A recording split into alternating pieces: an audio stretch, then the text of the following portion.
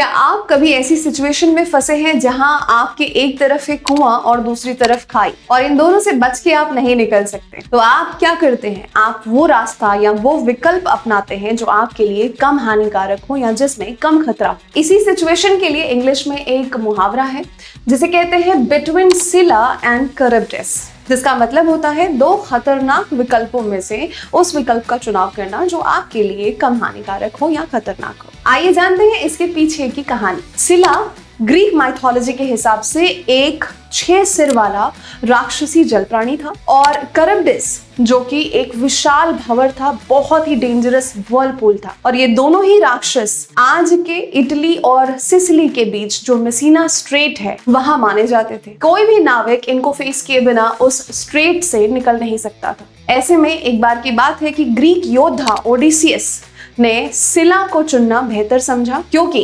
करब्टस को चुनने का मतलब था पूरी जहाज का डूब जाना और किसी का भी ना बचना। इसी मुहावरे से संबंधित और भी इंग्लिश में मुहावरे हैं, जिनमें पहला है between the devil and the deep sea, दूसरा है from frying pan to fire, जिसे हम हिंदी में कहते हैं आसमान से गिरा खजूर में अटका। ऐसे ही इन तीनों मुहावरों में से किसी एक मुहावरे को आप मुझे यूज करके कमेंट सेक्शन में जरूर बताएं और ऐसे ही मुहावरों के पीछे की किस्से और कहानी जानने के लिए हमारे साथ जरूर जुड़े रहें। Thank you so much.